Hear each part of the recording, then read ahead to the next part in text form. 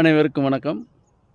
இன்று மலச்சிக்கல் என்பது மிகப்பெரிய ஒரு அளவில் சிறியவர் முதல் பெரியவர்கள் அனைவரையும் படாத பாடாய் படுத்து கொண்டு இருக்கிறது. நான் பார்த்த ஒரு 10 பேரில் 8 பேருக்கு மலச்சிக்கல் இருக்குது. ஆனால் வெளியே சொல்ல சங்கடப்படுறாங்க, கூச்சப்படுறாங்க. இதை மறைத்து வைக்கும்போது இது மிகப்பெரிய ஒரு நோயாக மாறுகிறது. ஏனென்றால் குடல் சுத்தம்தான் உடல் சுத்தம்.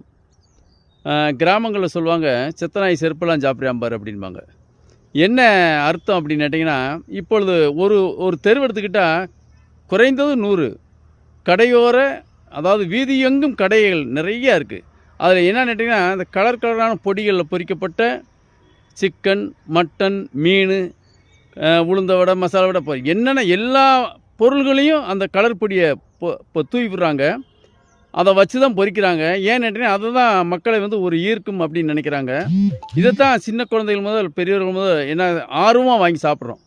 அப்போ இது சாப்பிடும்போது என்ன செய்யும்னு கேட்டிங்கன்னா, இதுதான் மிகப்பெரிய ஒரு நோயாக, கேன்சராக மாறும் அப்படின்னு டாக்டர்கள் சொல்கிறாங்க. கண்டிப்பாக இந்த மாதிரி உணவு வகைகளை விட்டுருங்க அப்படின்னு டாக்டர் எல்லா மருத்துவர்களும் அதைத்தான் சொல்கிறாங்க. இப்போ நீங்கள் அதெல்லாம் விட்டுட்டு எளிமையான முறையில் உணவுகளை எடுத்துக்கணும். இரவு உணவு மிக எளிமையாக இருக்கணும். காய்கறிகள் நிறையா எடுத்துங்க, பழ வகைகள் எடுத்துங்க. இரவு 7 மணிக்குள்ள சாப்பிட்ருங்க. அந்த இரவு உணவையும் பசிச்சா சாப்பிடுங்க, பசி இல்லாட்டி விட்டுருங்க. சாப்பிட்டு ஒரு அரை மணி நேரம் கழித்து தண்ணி விடுங்க. சாப்பிட்டு 3 மணி நேரம் கழித்து தூங்குங்க.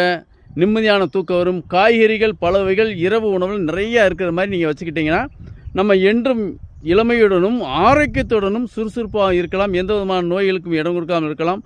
மலச்சிக்கல் என்ற பேச்சுக்கே இடமில்லாமல் இருக்கும். அதனால் நம்முடைய உணவில் காய்கறிகள், பழ வகைகள் நிறையா சேருங்க. எண்ணெய் பொருட்களை விட்டுருங்க.